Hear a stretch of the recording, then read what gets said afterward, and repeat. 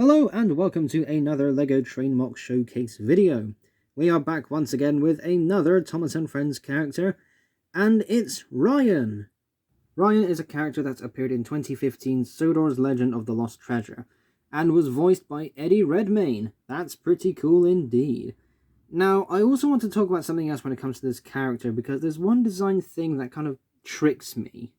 So Ryan's basis locomotive is a Great Northern Railway N2. Now, GNR stands for Great Northern Railway, as I just mentioned. But because I've been playing Fallout for so long, GNR to me means Galaxy News Radio. So when I saw this for the first time for a while, I thought, oh, Galaxy News Radio. No, that's Great Northern Railway. So basically what I'm saying is, does anybody else kind of fall for that, or is it just me? Seeing as we are nice and close up to the locomotive, let's have a look at the wheels. So after a bit of back and forth with medium-sized drivers and standard large drivers, I ultimately chose to go with the medium-sized drivers, because it felt more correct. I didn't want this model to be too chunky. When you look at my model of Stanley and Arthur, they have a good size to them. But this locomotive isn't quite that sort of chunk, if you know what I mean. And one good thing was, I haven't made a purple model since Lady. And I did remember that I bought some purple spray paint for Lady's wheels. So I was able to, amazingly, get some purple wheels going for Ryan. That's pretty cool. So if you had this video going whilst you were looking at something else and you've only now just paid attention, yes, purple is the word I just used, and yes, this is a purple locomotive. I do like how some of the Sodor characters have a unique livery. Not all of them, but some of them. And I personally think this works wonders. Purple is just such a lovely colour. I haven't built anything in purple since Lady, as I mentioned a moment ago. But purple, thankfully, wasn't that expensive of a colour to buy on Bricklink. I've got all of these parts from one store, and there was a couple of parts where it was, I was stretching a bit to make sure I had everything I wanted. This was the first model that made me go and make a Bricklink order to begin with. But thankfully, it wasn't too expensive, and the end result is something I am very happy with. The overall shape of this locomotive is one I am very happy with. It's a bit more squat, a bit more lower down, but, not every tank engine has to be so big and bulky. This is something I am very happy with, something that looks very content, so to say. But when it comes to detailing, there is something I'm a bit unsure about, because this is one of those models where I was looking at reference images of the real thing, and not the Sodor character. And Sodor characters aren't represented with so much detail. There really isn't that much greebling going on, at least with some of them. So with some reference images, I thought, okay, maybe I could add a couple of things here and there.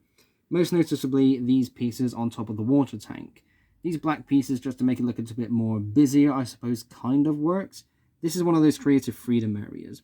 But one thing I had to make sure I get right, and this actually had a bit of back and forth, but these pipe pieces leading up to where the splashes on the smoke box is, this, is very simple in its own way. But again, after so much back and forth with other pieces, this was the best thing I could come up with. Now, once again, I do want to make it known that not everybody is a fan of the livery. Now, some people may see this and go, that's an actual locomotive. It doesn't have a face, so why did you build it in purple? Well, again, I'm trying to represent the Sodor character. And besides, there is some creative freedom and some fun you can have with building in these kind of colours. But I think it looks really good. I honestly believe this is one of the bigger selling points. There's black, there's purple, there's some white and grey, that hint of yellow for the sakes of me only having a yellow letter sheet. But that's pretty much it. It's a very nice and tidy selection of colours. In my humble opinion, this is one of those liveries that does not deserve to be bashed on as much as it does. Again, like I said earlier, there are some Sodor characters that have some wacky custom liveries, but there are some that look really nice. Purple is one of my favourite colours, and the overall design for this locomotive in purple does suit it really well. The sad thing is, I'm now tempted to build something else in purple in the future, but I'm not too sure which locomotive.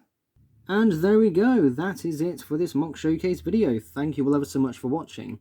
Let me know in the comment section down below if you're one of those people that confuses Great Northern Railway for Galaxy News Radio, if you are a fan of the Fallout series, because seriously, I fall for that every now and then, and it is quite embarrassing.